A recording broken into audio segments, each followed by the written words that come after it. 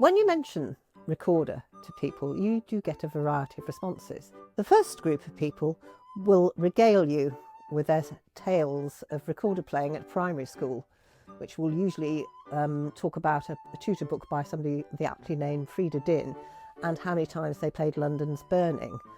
The next group of people will wrinkle up their noses and tell you that a recorder isn't a proper instrument anyway.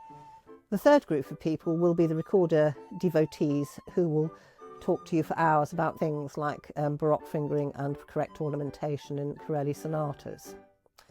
It cannot be denied that the recorder itself, particularly the descant, is a very optimistic, happy little instrument.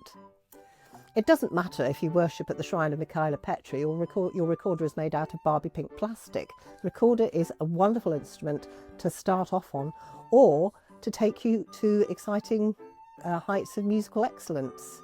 It doesn't matter if your destination is London's Burning or Brandenburg 4, the recorder is for you. I Love Recorder is not just another recorder tutor. It is in fact a blueprint for teaching at any level. The concepts that we are dealing with from the very first stage in I Love Recorder are the concepts you will be still teaching at a very, very high level at conservatoire. They remain constant throughout your teaching if you use the simultaneous learning method.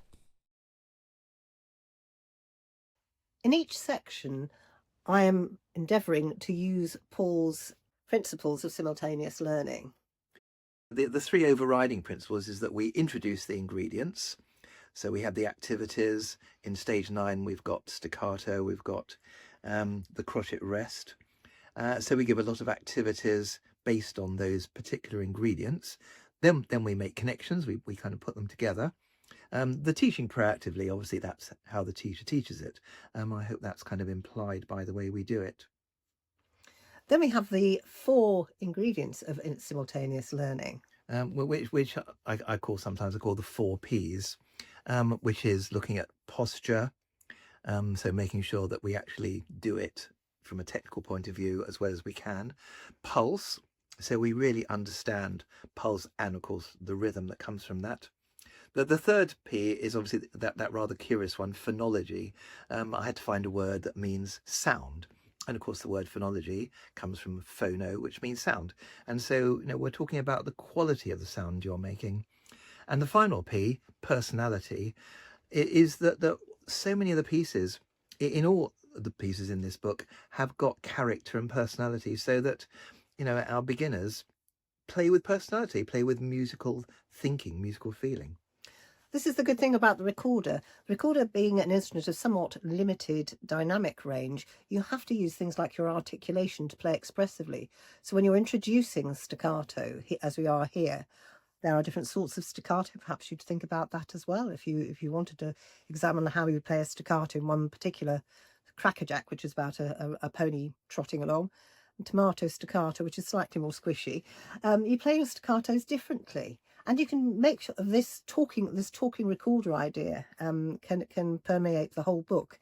And how you play your note and how you express your note is so crucial to all aspects of playing. And on the extreme right-hand side of the book, there's something new that comes in this particular stage, improvising. And we are getting our students to, as you can see here, make up your own piece using the following 2 ingredients, staccato and rests.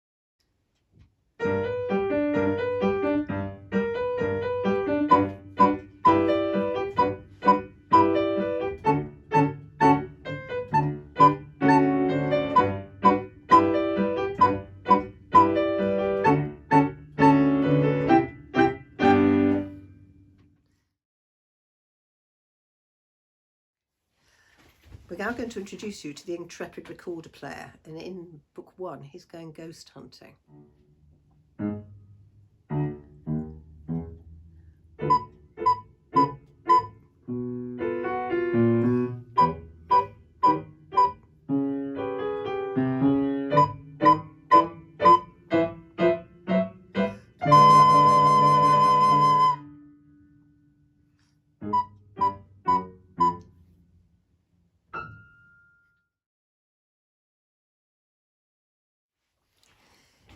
2, our intrepid recorder player goes treasure hunting. Eat your heart out, Indiana Jones.